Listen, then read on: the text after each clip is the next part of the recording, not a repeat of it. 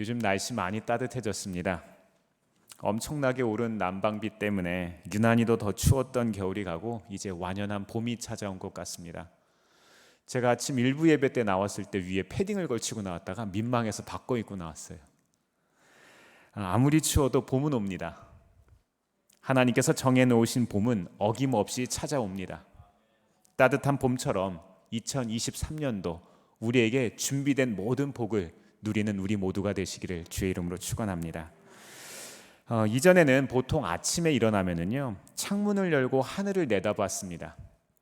제가 어렸을 때는 집 바깥에 이 하얀 플라스틱으로 된 그 수은 온도계가 있었어요. 그래서 아침마다 하늘과 온도계를 이렇게 한 번씩 보고 아침에 학교를 어떻게 갈까 생각했던 적이 있었습니다. 요즘은 인터넷 세상이 스마트폰 안으로 들어와서 아주 편리한 세상이 됐어요. 또 스마트워치를 쓰면은요, 이 시계를 보면 모든 정보가 다 들어 있습니다. 날씨, 온도, 바람, 자외선 수치까지 다 나옵니다. 그래서 오늘은 내가 선크림을 발라야 할지, 오늘은 내가 어떻게 옷을 입고 나가야 할지 다 압니다. 그런데 옛날에는요, 하늘을 보고 비가 올지 안 올지 예측을 다 했습니다. 연로하신 어르신들은 꼭 그러셨죠. 아이고 무릎이야, 아이고 허리야 하시면서 꼭 비가 오려고 하면 어디가 쑤시는 거예요. 그렇죠?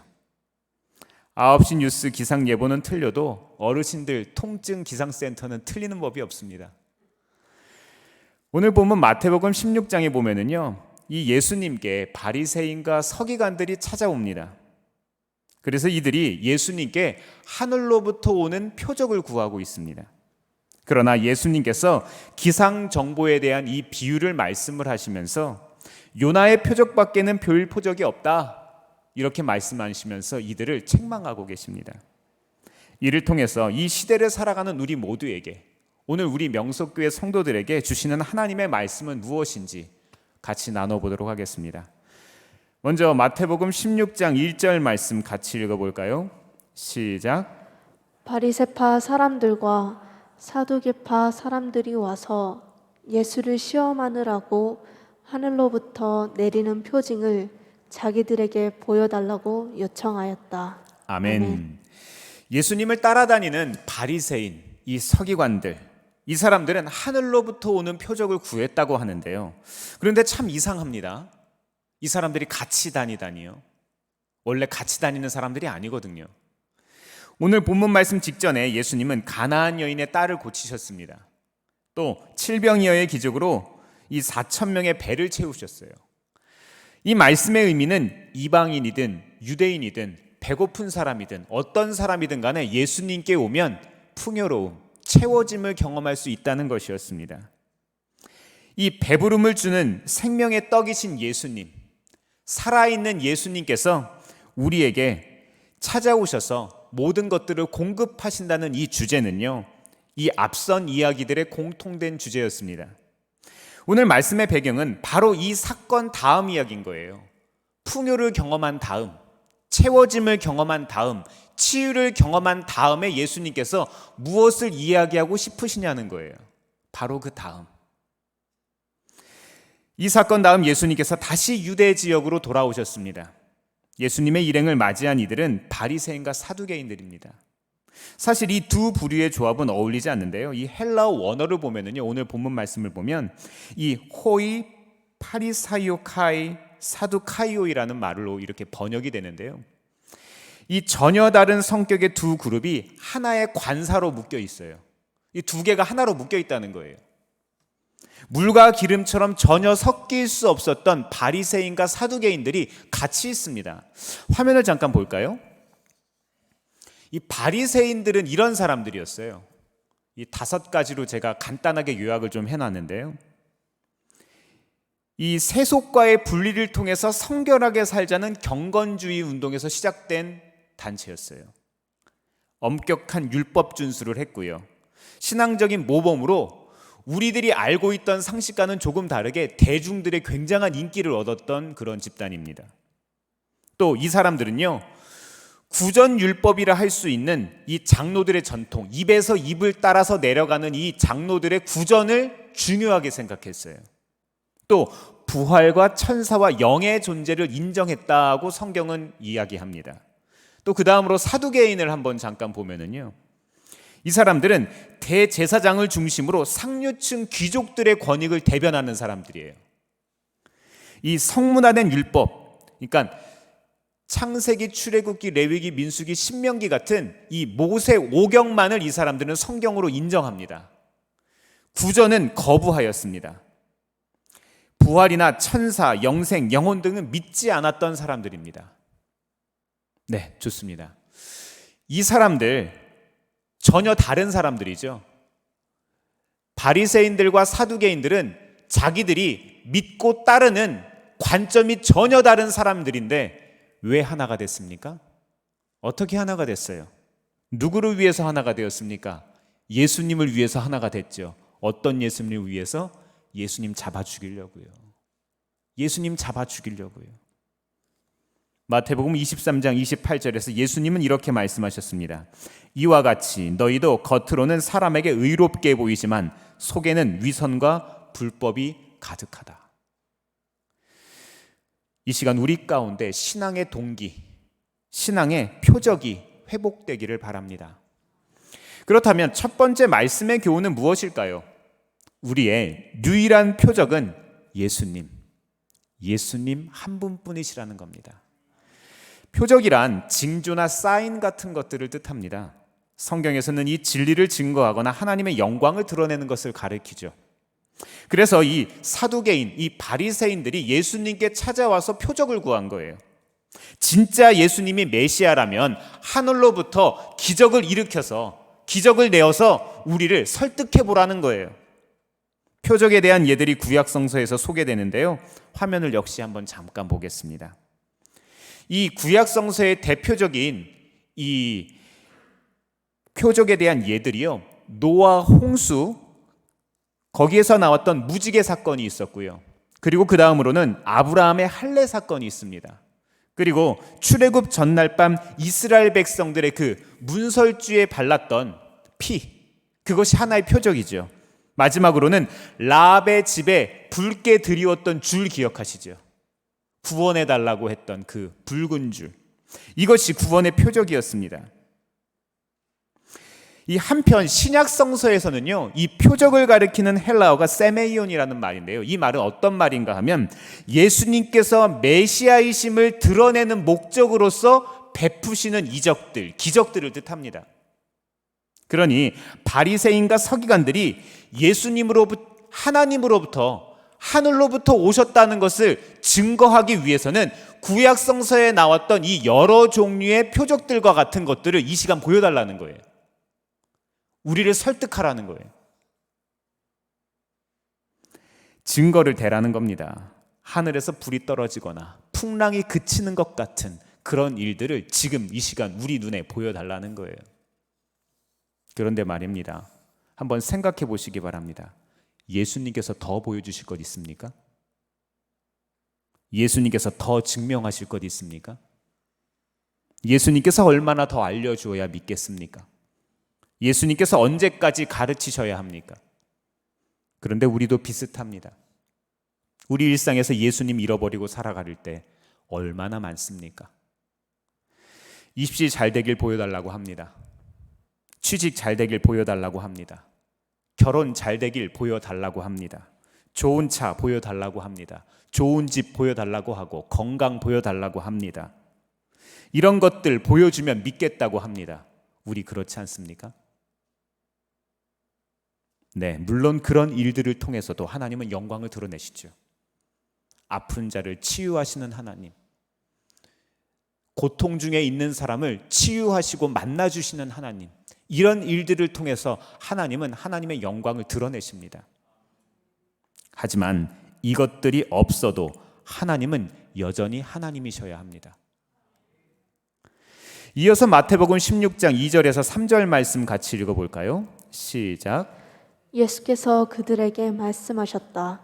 너희는 저녁 때에는 하늘이 붉은 것을 보니 내일은 날씨가 맑겠구나 하고, 아침에는 하늘이 붉고 흐린 것을 보니 오늘은 날씨가 굳겠구나 한다.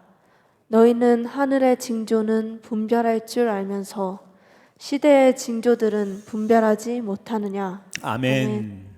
이어서 예수님은 날씨와 관련된 속담을 인용하시면서 종교 지도자들의 무지함을 드러내십니다. 이 옛날부터 일기예보라는 개념이 없을 때 사람들은 아까 제가 말씀드렸던 무릎이 아파요, 허리가 아파요라는 것들을 통해서도 알지만 하늘과 동물의 패턴들을 관찰해서 날씨를 예상하곤 했습니다. 예를 들면 구름의 움직임을 보는 겁니다. 이 새털구름이 하늘에 떠 있으면, 제가 초등학교 때 배웠던 게 기억이 나는데요, 하늘에 새털구름이 새 깃털처럼 생긴 구름이 있으면 그 다음날 어떻게 되는 거예요? 대개 36시간 이내에 악천후가 쏟아집니다.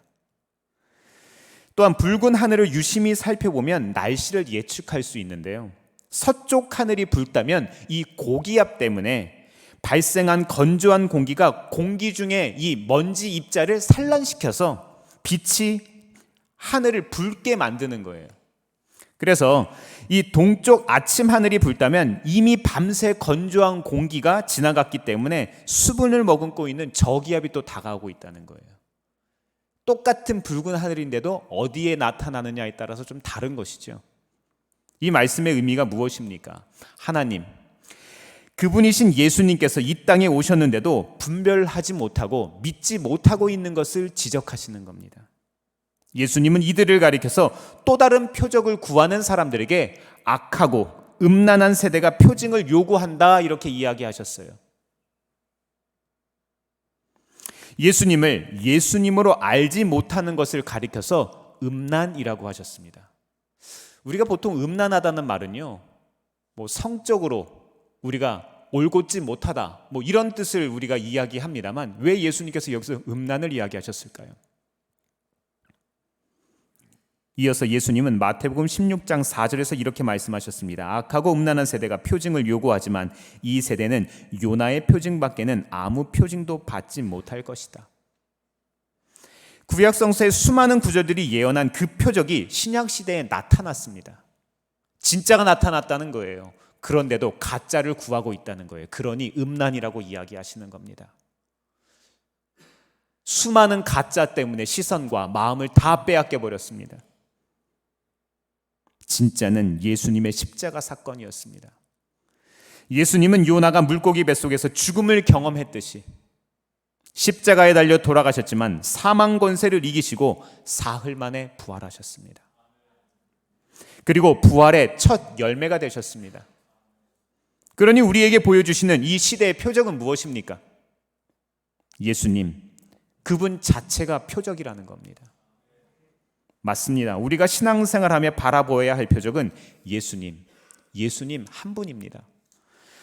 두 번째 말씀의 교훈은요, 배고플수록 예수님을 바라보라는 거예요. 마태복음 16장 5절에서 6절 말씀 같이 한번 읽어볼까요? 시작. 제자들이 건너편에 이르렀는데 그들은 빵을 가져오는 것을 잊었다. 예수께서 그들에게 말씀하셨다. 너희는 바리새파 사람들과 사두개파 사람들의 누룩을 주의하고 경계하여라. 아멘. 출애굽기에 보면 6월절 일주일 동안은요, 누룩을 넣지 않은 빵을 먹으라고 말씀하셨어요. 누룩 넣지 않은 이 무교병은 발효가 되지 않아서 아주 딱딱하고 맛이 없죠. 요즘 빵들 참 맛있죠. 아주 달고 폭신폭신하잖아요. 그렇지 않은 거예요. 이것의 의미는요, 이집트에서 당했던 고난과 하나님의 은혜를 기억하라는 거예요. 누룩의 특징이 무엇이죠? 한번 퍼지기 시작하면 순식간에 퍼집니다. 아주 적은 것이 많은 곳에 작용하게 되어 있어요. 성경에서 누룩의 강한 발효성은 부패와 죄성을 의미합니다. 그러니 바리새인과 사두개인의 누룩을 주의하라고 말씀하신 것은 그들의 잘못된 가르침을 주의하라는 말씀이세요. 제가 어려서 우리 교회 개척했을 때 이야기입니다. 생각해보면 배고플 때 하나님 바라보기 더 쉬웠습니다. 저 어렸을 때 꿈이요, 나중에 커서 정육집 딸이나 문방구집 딸하고 결혼하는 게 소원이었어요. 왜 그런 줄 아세요? 너무 부러운 거예요. 고기 많이 먹는 것도 부럽고 장난감 많이 가지고 있는 것도 부러운 거예요. 참 그랬습니다. 배가 고파서, 몸이 아파서, 가진 게 없어서 인생에 문제가 있어 하나님이 더 간절했나 봅니다. 몸이 너무 아파 병원 갈 돈이 없어 병원의 외상으로 진료받은 적도 있었습니다. 하지만 오히려 가지지 못한 것이 복이었나 봅니다. 예배당에 강대상도 없이 예배 드릴 땐 교회에 뭐가 하나만 생겨도 그렇게 기뻤어요. 강대상과 장의자가 생겨서도 좋았고, 성도님 한 가정 등록하시면 참 기뻤습니다. 그냥 좋은 게 아니라 행복했습니다. 그런데 시간이 지나니 그 마음이 무뎌집니다. 저는 말씀을 준비하면서 회개했습니다. 이렇게 기도했어요. 평생 예수님을 찾아야만 하는, 평생 예수님을 구해야만 하는 목회지로 인도해달라고 기도했습니다. 큰 교회, 많은 성도, 평안한 목회지만 따라 살지 말고 평생 예수님을 향한 배고픈 마음 잊지 않게 해달라고 기도했습니다. 바리새인과 사두개인들이 종교생활 안 한 게 아니에요. 어찌 보면 이들은 목회자이고 직분자와 같은 사람이었습니다. 누구보다 최선을 다해 하나님을 섬기려고 했을 거예요. 율법 잘 지켜보려고, 하나님 말씀 잘 지켜보려고 했을 거예요. 그러다 보니 장로들의 전통과 유전도 따로 세웠습니다. 그런데 이 전통과 유전이 문제였습니다. 이들의 기득권이 문제가 되었다는 거예요. 시간이 지나다 보니, 시간이 흘러가다 보니 하나님이 기준 되시지 않고 전통과 유전이 기준됩니다. 내 사회적인 지위가 기준이 됩니다. 내 배운 것이 기준이 되어버렸습니다. 율법의 정신에서 벗어나 위선자가 되어버렸습니다. 우리도 마찬가지입니다. 교회는 열심히 출석하는데, 오래 믿었는데 삶 속에서는 하나님과 상관없는 사람들 있습니다. 믿음의 사람은 바리새인과 사두개인들처럼 종교 생활해서는 안 됩니다. 우리는 종교 생활하는 게 아니에요. 우리는 유일하신 하나님을 믿는 사람들입니다. 종교 생활한다고 하나님 나라 가는 거 아닙니다. 예수님을 내 삶의 주인으로 모시고 그분을 함께 이 땅에서 동행하는 연습을 해야 우리가 그 땅에 갈 수 있습니다. 하나님의 나라를 죽어서 가는 게 아니라 이 세상에서도 하나님의 나라를 살아야 하나님의 나라를 갈 것 아닙니까? 이어서 마태복음 16장 7절 말씀 제가 읽어드리겠습니다. 그들은 서로 수군거리며 말하였다. 우리가 빵을 가져오지 않았구나. 이게 어떤 상황입니까? 예수님께서는 바리새인과 사두개인의 누룩을 죽이라고 하셨는데 이 제자들은 엉뚱한 소리 하고 있는 거예요. 진짜 답답합니다.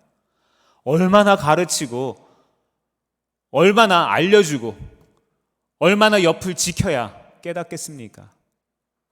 사람들도 이런 사람들이 있습니다. 아무리 설명해도 들을 귀가 없는 사람들이에요. 동문서답합니다. 아직도 먹고 사는 문제에 매여 있습니다. 그동안 이들에게 중요한 것은 누가 더 높냐, 누가 더 먼저냐, 누가 더 멀리 갈 수 있냐, 이거였어요. 예수님 따르는 목적이 더 높은 자리였습니다. 믿음의 사람은 이 땅을 살아가는 목적이 분명해야 합니다. 먹고 사는 문제를 넘어 사람을 살리는 복음을 세상에 전하는 사람이 되어야 합니다. 십자가의 능력으로 전할 수 있어야 돼요. 우리가 가진 예수님이 진짜잖아요. 그래서 예수님이 제자들을 책망하고 계십니다. 믿음이 적은 자들아, 믿음이 적은 자들아. 수많은 사람을 배부르게 한 칠병이어 사건을 상기시킵니다. 빵이 중요한 것이 아니라 내가 함께 있지 않느냐라고 이야기하시는 거예요. 먹고 사는 것은 내가 책임질 테니 너희는 진리가 부패하는 것을 막아야 한다. 그것을 경계해야 한다. 이것을 말씀하시는 거예요. 사랑하는 성도 여러분, 십자가의 말씀이 멸망한 자들에게는 어리석은 것이지만 구원받는 사람인 우리에게는 하나님의 능력입니다. 예수님의 이름으로 강권합니다. 그의 나라와 그의 의를 먼저 구하시기를 바랍니다. 우리는 세상에 살아가지만 세상에 속하지 않은 그리스도인입니다. 이제 믿음의 눈을 들어 예수님을 바라보시기를 바랍니다. 우리의 삶의 우선순위가 회복되면 하나님께서 우리의 삶을 인도하시기 시작합니다. 세 번째로 기억할 것은 올바른 고백 위에 올바른 신앙이 세워진다는 거예요. 마태복음 16장 13절 말씀 같이 읽어보겠습니다. 시작. 예수께서 빌립보의 가이사랴 지방에 이르러서 제자들에게 물으셨다. 사람들이 인자를 누구라고 하느냐?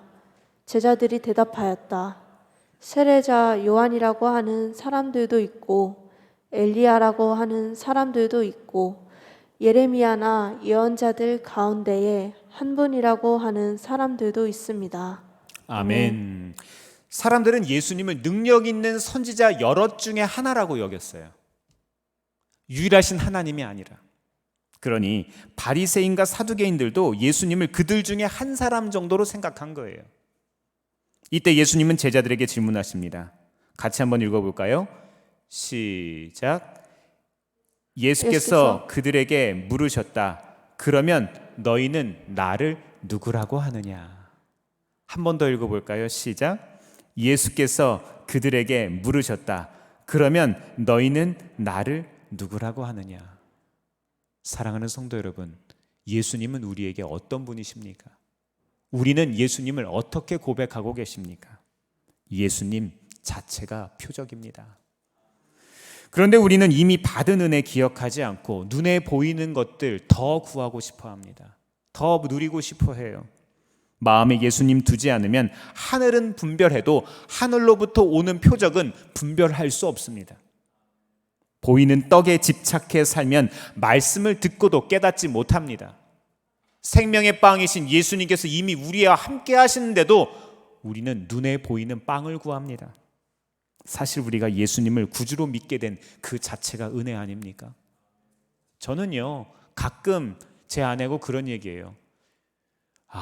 정말로 나는 목사가 되지 않았다면, 이렇게 억지로라도 말씀을 읽고 억지로라도 기도하고 억지로라도 신앙생활을 하지 않는다면 평생 교회 떠나 살았겠구나. 좋아하고 원하고 바라는 것들이 다 교회 밖에 있는 거예요. 우리 다 그렇지 않습니까? 우리가 이곳에 붙들려 있는 것, 그것이 하나님의 은혜 아닙니까? 이렇게 은혜 받은 사람으로서 우리에게 필요한 신앙 고백 무엇이겠습니까? 여러분은 예수님을 어떻게 고백하고 계십니까? 불쌍한 가나안 여인의 딸을 고치시고 귀신을 쫓아주신 그런 분으로 고백하십니까? 아니면 배고플 때 떡 7개와 생선 2마리로 4,000명 먹이신 칠병이어의 기적을 일으키신 예수님으로 고백하십니까? 이런 회복과 치유가 우리 가운데 있기를 바랍니다. 풍성이 있기를 바랍니다. 예수님의 이름으로 꼭 우리는 그렇게 될 겁니다. 하지만 병 낫게 되는 것, 교회 나오면 잘 살게 되는 것만 추구한다면 우리 안에 있는 하나님의 형상이 달라집니다. 신앙이 성숙해질수록 믿음의 기준도 높아져 가야 합니다. 예수님께서 이 시간 우리에게 묻고 계십니다. 그러면 너희는 나를 누구라 하느냐? 종교적으로 대답하는 예수님 말고 우리 마음속에 있는 진짜 예수님, 그분 어떤 분이십니까? 경로 우전성이라는 개념이 있어요. 심리학에서 말하는 개념인데요. 한번 일정한 경로에 의존하기 시작하면 시간이 지나서 그 경로가 비효율적이라는 것을 알면서도 그냥 거기에 있다는 거예요. 쉽게 말하면 앞 사람의 의견이 일종의 기준이 되어서 내가 결정하는 생각의 경로에 영향을 준다는 겁니다. 내가 밥 사줄게 가자. 그래서 갔는데 이제 이야기하는 거예요. 부장님께서 뭐 맛있는 거 마음대로 시켜. 난 짜장면 주세요 라고 얘기하는 거예요. 이게 경로 의존성이에요. 그럼 짜장면이 기준이 되는 거죠. 앞사람이 나쁜 것을 기준으로 삼으면 뒷사람도 나쁜 것을 이어가고, 앞사람이 좋은 것을 기준으로 삼으면 뒷사람도 좋은 것을 기준으로 삼습니다. 네, 그렇습니다. 올바른 고백이라는 것은요, 우리의 주변에 올바른 영향을 줍니다. 주는 그리스도시요 살아계신 하나님의 아들이십니다. 이 올바른 고백이 우리의 주변을 올바르게 합니다. 이 고백이 우리의 진정한 고백이 되기를 바랍니다. 오늘 나는 예수님을 누구로 고백하는가? 오늘 나는 예수님을 어떻게 따를 것인가? 이번 한 주 살아가시면서 믿음의 숙제를 감당해 보시기를 바랍니다. 우리가 믿음의 걸음을 묵묵하게 걸어갈 때 우리 주변은 우리로 인해서 복을 얻게 될 것입니다. 기도하겠습니다.